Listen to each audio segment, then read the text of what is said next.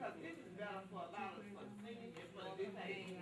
Because it's on the bus line. Yeah. You know, take us and put us way out there somewhere. Half of us don't have cars. Right. We don't have the income to afford a car. Right. The insurance is sky high. I mean, we all live on a base income.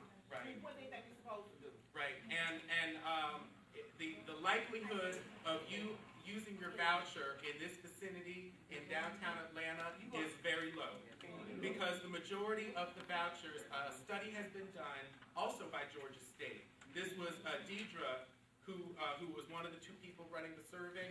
She obtained from HUD data on where all the voucher apartments are in Atlanta. And all of them over $1,000 a month. Well, they're all in the southwest side of Atlanta, the southeast side, and when you look at the specific neighborhoods, they are high poverty neighborhoods. And but then the amount of rent that we have to pay with the voucher, okay, most of them want $1,100 to $1,500 a month. So we just got to look the income that we have. We're going to be put $300 or $400 more onto that in order to live somewhere decent. They will, an AHA will only pay a certain amount depending on what neighborhood it is. And one of the things that we're worried about is the Beltline, because if you get an apartment that's by the Beltline, and then those landlords are getting ready to raise that rent. So, and that's kind of what they're doing. They're like, well, I'll just get this property now. We've obtained documents. This is a plan. This is not a dream. It's their plan to buy properties, rent them to Section 8 tenants.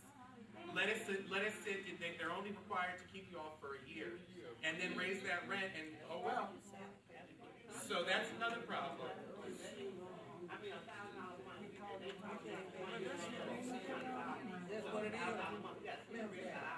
And another thing is that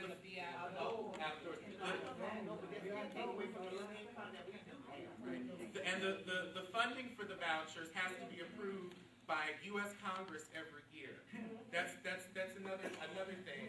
During the Republican-led Congress from what was that, 2002 to 2006, I believe, 150,000 vouchers were eliminated from the budget, and in the current budget, they've eliminated 55,000 vouchers.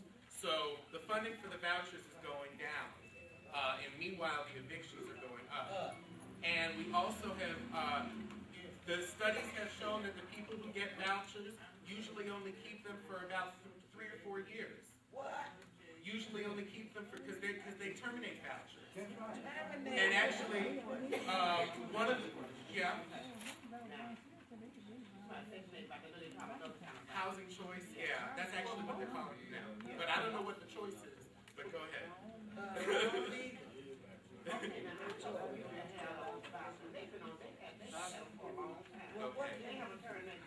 That's good. That's good. One person mother she had a child, but they ended up turning this back on to the amount of child she had. Right. You know, you gotta know their giving. And they're not, they haven't turned their bill. How long has it been? But the amount of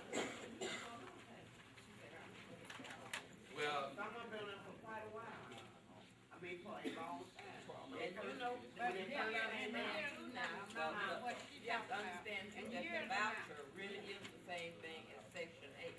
And there are a lot of communities, a lot of apartment communities that have their own Section 8. And Section 8 is Section 8. But I'm saying if a person wants a house, but then you got gas, light, and water. You can't afford to do that.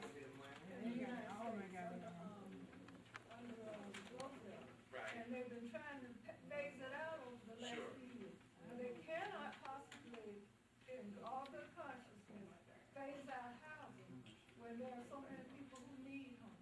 But they tell, you're absolutely right. But they're telling HUD that there's more than enough. Congress, because AHA is not going to can't do anymore than what Congress tells them to. The Ways and Means Committee makes up the budget.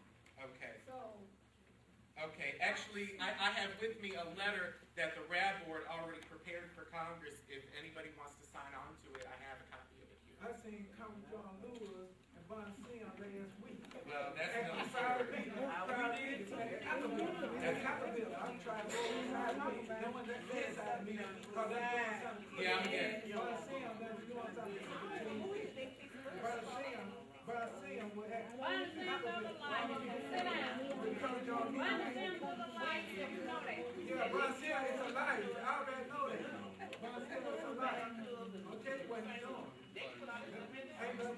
Yeah, 'cause just like they read while they and they put some of their residents over there with us, they can do us the same way and be all that, and it goes back like that. They can do the same, that's what they do. That's what I'm trying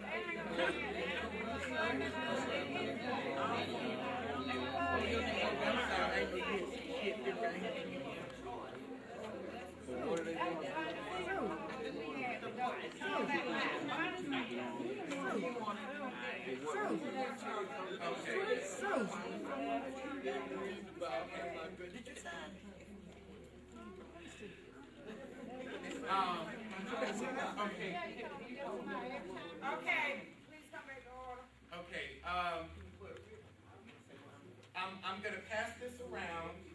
This is a letter that was prepared for Representatives Barney Frank, Maxine Waters, and Mel Watt.